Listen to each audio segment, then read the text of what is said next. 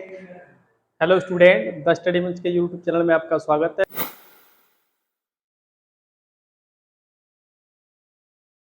मैं के दीक्षित सर। तो आज की क्लास में रहेगा एक समान वैद्युत क्षेत्र में रखे वैद्युत द्विध्रुव पर लगने वाले बल युग्म का आघूर्ण। लगने वाले बल युग्म का आघूर्ण रहेगा। तो देखिए इसे किस प्रकार से समझते हैं। अब देखिए हमने इसमें आपको क्या क्या समझा दिया है। वैद्युत क्षेत्र भी समझा दिया है हमने आपको, और वैद्युत द्विध्रुव भी समझा दिया है। दोनों समझा दिए हैं आपको। तो देखिए इस वैद्युत क्षेत्र में वैद्युत द्विध्रुव के कारण बल युग्म का आघूर्ण निकालेंगे। इसमें किसकी बात करेंगे? बल युग्म का आघूर्ण। तो देखिए ये क्या होगा, इसे समझाते हैं। देखिए ये है वैद्युत क्षेत्र।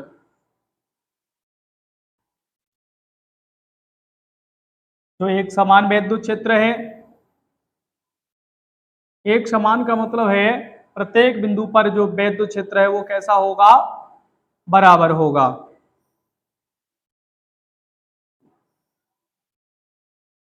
अब देखिए ये वैद्युत क्षेत्र हो गया, इसे थोड़ा डार्क कर देता हूं मैं, जिससे कि आपको स्पष्ट दिखाई दे।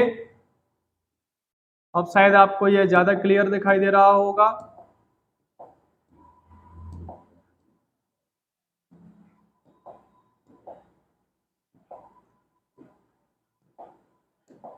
अब थोड़ा ये आपको क्लियर हो रहा होगा।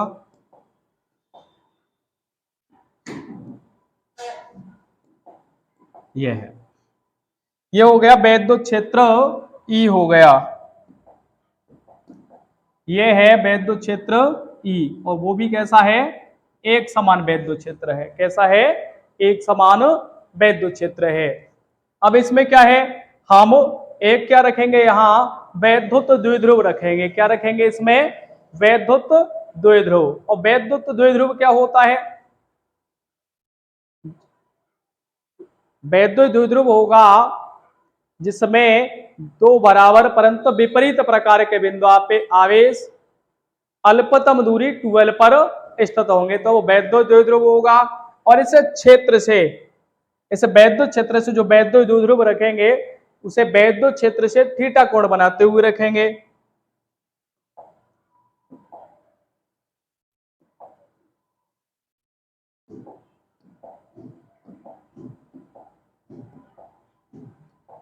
अब देखिए यहां से हम द्विध्रुव को बनाएंगे। यहां यहां वैद्युत द्विध्रुव को रखेंगे। देखिए यहां ये होगा, इसे थोड़ा डार्क कर देते हैं। अब देखिए यहां होगा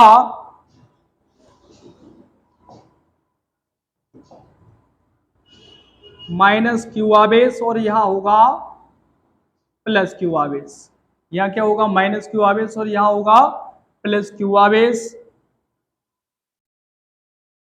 अब देखिए इसके जो मध्य की दूरी है, इसके मध्य की जो दूरी है, और मध्य की दूरी रहेगी यहां 2l। क्या रहेगी?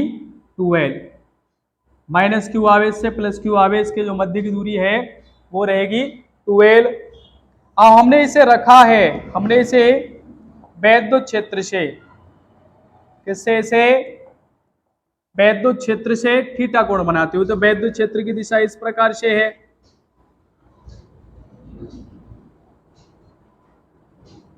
यहां से।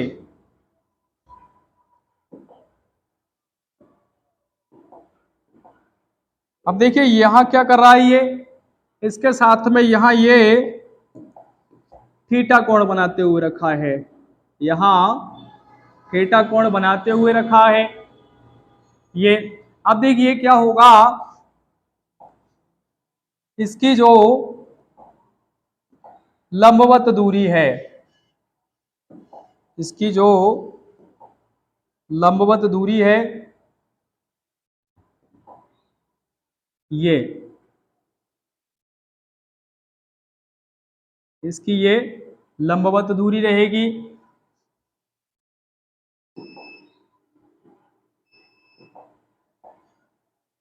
यहाँ ये क्लियर हुआ होगा। अब देखिए वैद्युत क्षेत्र, जो हमारा वैद्युत क्षेत्र है, वैद्युत क्षेत्र ई के कारण, वैद्युत क्षेत्र ई के कारण प्लस क्यू आवेश पर बल, प्लस क्यू आवेश पर जो बल होगा, देखिए वैद्युत क्षेत्र ई के कारण जो ये प्लस क्यू आवेश है यहां, इस पर क्या होगा, यहां इस पे जो लगने वाला बल होगा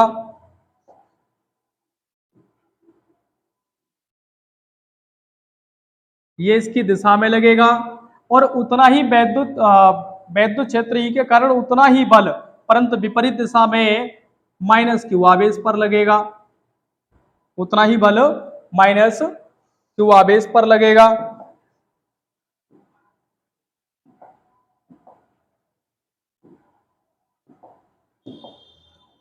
अब देखिए इस पे जो लगने वाला जो बल है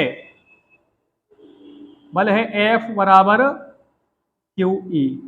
तो लगने वाला जो बल है वो क्या होगा, एफ बराबर क्यू ई। परिमाण में तो बराबर होगा, परंतु यहां दिशा में क्या होगा, ये विपरीत होगा। क्या होगा, ये दिशा में विपरीत होगा, तो इसे हम माइनस में भी मान सकते हैं। यहां तक क्लियर हुआ होगा आपको। अब देखिए यहां ध्यान दीजिए, यदि हम यहाँ ये थीटा कोण बनाते हुए रखा गया है, यदि हम इसकी जो लंबवत दूरी है, देखिए यहां मानते हैं हम ओ, ये ए हो गया और ये हो गया बी। यदि हम ए बी की बात करते हैं, किसकी बात करते हैं, ए बी की बात करते हैं, ए बी निकालने के लिए हम क्या करेंगे, देखिए यहाँ एक फॉर्मूला पढ़ा होगा आपने मैथ में, साइन थीटा बराबर लंब बटे कर्ण। लंब कितना है, ए बी, क्या है, ए बी, कर्ण कितना है, ओ बी, ओ बी। तो देखिए साइन थीटा ऐसी रहेगा। आप ध्यान देंगे ए बी तो हमें फाइंड करना है यहां, और ये जो दे रखा है ओ बी दे रखा है 12, तो ए बी बराबर ये हो जाएगा 12, इसका गुणा इधर कर देते हैं तो ये हो जाएगा 12 साइन थीटा बराबर ए बी। ये क्लियर हुआ होगा यहां। तो देखिए यहाँ ये हो जाएगा, ये जो वैल्यू है, ये वैल्यू है इसकी लंबवत दूरी 12 साइन थीटा की, किसकी है, 12 साइन थीटा की। यहां तक क्लियर हुआ होगा आपको। अब देखिए इसे लिखना किस प्रकार से है, इसे लिखना किस प्रकार से है, तो इस प्रकार से लिखेंगे इसे, माना एक समान वैद्युत क्षेत्र ई। अब देखिए एक समान है, ये जो रेड लाइन दिख रही है आपको, ये है वैद्युत क्षेत्र ई। माना एक समान वैद्युत क्षेत्र ई में थीटा कोण बनाते हुए एक वैद्युत द्विध्रुव, एक वैद्युत द्विध्रुव, वैद्युत द्विध्रुव, हमने वैद्युत द्विध्रुव क्या लिया है, ओ बी, वैद्युत द्विध्रुव ओ बी रखा है। यहां तक क्लियर हुआ होगा। माना एक समान वैद्युत क्षेत्र ई में थीटा कोण बनाते हुए एक वैद्युत द्विध्रुव ओ बी रखा है, जो माइनस क्यू व प्लस क्यू, देखिए यहां माइनस क्यू और प्लस क्यू आवेश से मिलकर बना है, जो माइनस क्यू व प्लस क्यू आवेशों से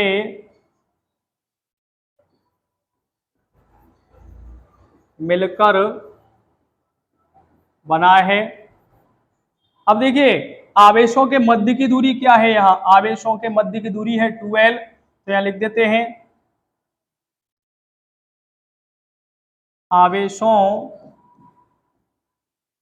के मध्य की दूरी, मध्य की दूरी 2l है।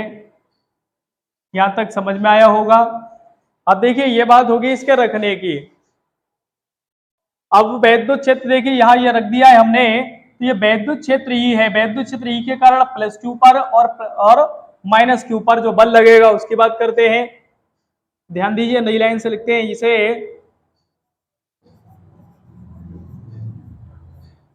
वैद्युत क्षेत्र ई के कारण, वैद्युत क्षेत्र ई के कारण प्लस क्यू आवेश पर बल, जो बल होगा क्षेत्र के कारण इस प्लस क्यू आवेश पर जो बल होगा ये होगा क्यू ई, तथा उतना ही बल, जितना बल प्लस क्यू आवेश पर लग रहा है उतना ही बल माइनस क्यू आवेश पर भी लगेगा, परंतु दिशा में विपरीत होगा, तथा उतना ही बल माइनस क्यू आवेश पर लगेगा, परंतु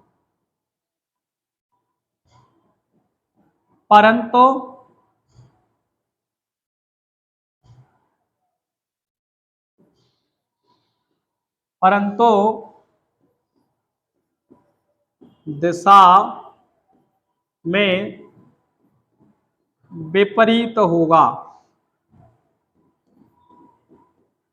दिशा में कैसा होगा, विपरीत होगा। ध्यान दीजिए, देखिए इस पर क्या होगा, बल इधर साइड में लग रहा है और इस पर इधर साइड में लग रहा है, तो ये परिमाण में तो बराबर है परंतु दिशा में विपरीत है। अब ये दो बल हो गए तो ये क्या बनाएंगे, बल युग्म बनाएंगे। बल युग्म का मतलब होता है जोड़ा, युग्म का मतलब होता है जोड़ा, बल बल का एक जोड़ा बनाएंगे। क्या बनाएंगे, ये बल का जोड़ा बनाएंगे, जो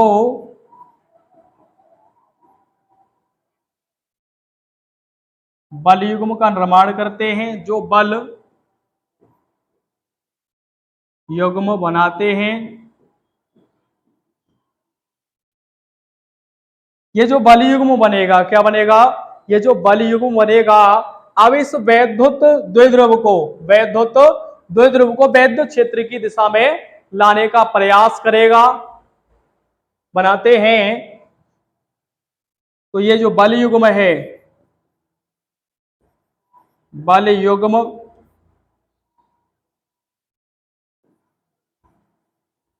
वैद्युत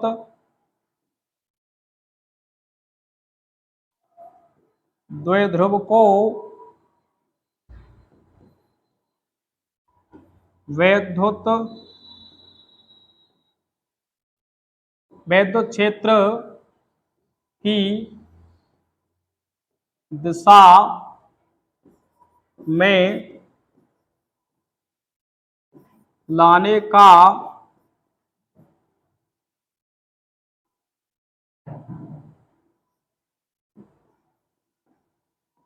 प्रयास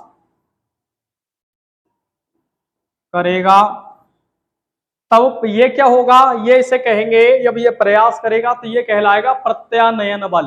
क्या कहलाएगा, ये प्रयास करने वाला जो बल है ये क्या कहलाएगा, प्रत्यानयन बल कहलाएगा। प्रयास करेगा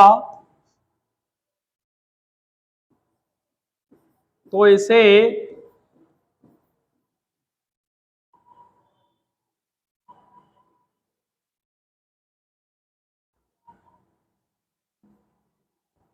प्रत्यानयन बल, इसे प्रत्यानयन बल कहते हैं। अब ये क्या करेगा, इसे क्षेत्र की दिशा में लाने का प्रयास करेगा, प्रयत्न करेगा। क्या करेगा, प्रयत्न करेगा। कौन करेगा, बल युग्म। क्या करेगा, बल युग्म। तो इसे हम क्या कहेंगे, प्रत्यानयन बल युग्म बल। तो ये तब देखिए पेज पूरा हो गया है, तो नेक्स्ट पेज ले लेता हूं मैं।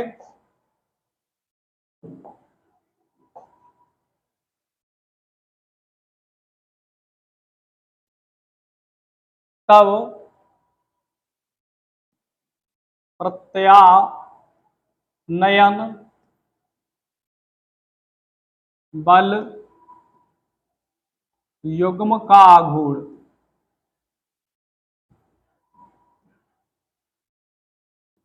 प्रत्यानयन बल युग्म का आघूर्ण यह होगा टाउ बराबर दोनों में से एक बल, ध्यान दीजिए, या फिर देखिए ये दोनों बलों में से एक बल, ये जो आघूर्ण होगा दोनों बलों में से एक बल तथा इसकी जो लंबवत दूरी के गुणनफल के बराबर होगा। समझ में आ रहा होगा? ये दो बल हैं, या ये बल या ये बल, इन दोनों में से एक बल और ये लंबवत दूरी का गुणनफल क्या कहलाएगा? बल युग्म का आघूर्ण कहलाएगा। तो ध्यान दीजिए, एक बल गुणा लंबवत दूरी, तो लंबवत दूरी है, तो ध्यान दीजिए इसे कैसे लिख सकते हैं हम? टाउ बराबर एक बल गुणा लंबवत दूरी। लंबवत दूरी क्या है? देखिए लंबवत दूरी 2l sin थीटा है। ये क्या है? 2l sin थीटा, जो हमने इस प्रकार से डिफाइन की हुई है। ये हो जाएगा 2l sin थीटा। यहां तक क्लियर हुआ होगा? अब देखिए टाउ बराबर यहां जो बल है, बल की जगह क्या था हमारा? QE into 2l sin theta. यहां तक क्लियर हुआ होगा? अब देखिए यह जो है Q इंटू 2l, ये क्या होता है? वैद्युत द्विध्रुव आघूर्ण होता है। तो इसे हम इस प्रकार से लिख देते हैं, Q इंटू 2l इंटू ई साइन थीटा इंटू ई साइन थीटा। जो ई साइन थीटा हो जाएगा ये। अब यहाँ ये क्या हो जाएगा? वैद्युत द्विध्रुव आघूर्ण। तो ये हो जाएगा, ये किसके बराबर होता है? ये जो होता है ये P के बराबर होता है। तो यहाँ लिख देंगे P E साइन थीटा। क्या हो जाएगा? टाउ बराबर PE साइन थीटा हो जाएगा। अब देखिए इसकी दो स्थितियां होती है। क्या होती है इसकी? दो स्थितियां होती है। अब दोनों स्थितियों में क्या होगा? यह वैद्युत क्षेत्र के लंबवत रखा जाए, मतलब 90 अंश पे रखा जाए, एक स्थिति ये रहेगी। दूसरी स्थिति रहेगी कि यह वैद्युत क्षेत्र से 0 अंश का कोण बनाते हुए रखा जाए। कितने अंश का? 0 अंश का कोण बनाते हुए रखा जाए। तब तो दोनों स्थितियों की बात कर लेते हैं। यहां ये स्पेशल केस हो जाएंगे इसके। अब देखिए पहला जो स्पेशल केस होगा, अब उसमें क्या होगा? नंबर 1 थीटा बराबर 90 अंश। यदि हम वैद्युत द्विध्रुव को वैद्युत क्षेत्र E से 90 अंश पर रखा जाए, 90 डिग्री के एंगल पर रखा जाए, तब पहला केस होगा, ये विशेष स्थिति होगी ये। तो ये रहेगा टाउ बराबर PE साइन थीटा, टाउ बराबर PE जो साइन थीटा है, थीटा की जगह क्या लिखना है हमें? साइन 90 रखना है। तो ये हो जाएगा टाउ बराबर PE साइन 90 की वैल्यू होती है 1। कितनी होती है साइन 90 की वैल्यू? 1 होती है। तो ये हो जाएगा टाउ बराबर PE। यहां क्या होगा? इसे अधिकतम कहेंगे। यहां क्या होगा? ये सर्वाधिक आघूर्ण होगा। क्या होगा? यहां सर्वाधिक आघूर्ण होगा। तो यहां लिख देते हैं हम इसे, टाउ मैक्सिमम बराबर PE। क्या रहेगा? टाउ बराबर PE हो जाएगा। अब सेकंड स्थिति की बात करते हैं, सेकंड केस की बात करते हैं। तो सेकंड केस में क्या रहेगा? यदि हम वैद्युत द्विध्रुव को, जो वैद्युत द्विध्रुव है, वैद्युत क्षेत्र, ये देखिए वैद्युत क्षेत्र इस प्रकार से है। क्या है? इस प्रकार से वैद्युत क्षेत्र है, और इस पर हम क्या कर रहे हैं? वैद्युत द्विध्रुव को इस प्रकार से रख दें तो यह क्या होगा, एंगल शून्य हो जाएगा। तो थीटा बराबर 0 अंश, इसे रखेंगे ताऊ बराबर पीई साइन थीटा। यहां तक क्लियर हुआ होगा। अब देखिए यहाँ क्या करना है, हमें यहाँ 0 रखना है। क्या रखना है, यहाँ 0 रखना है। तो टाउ बराबर पीई साइन 0। अब साइन 0 की वैल्यू 0 होती है, तो ये हो जाएगा पीई इंटू 0।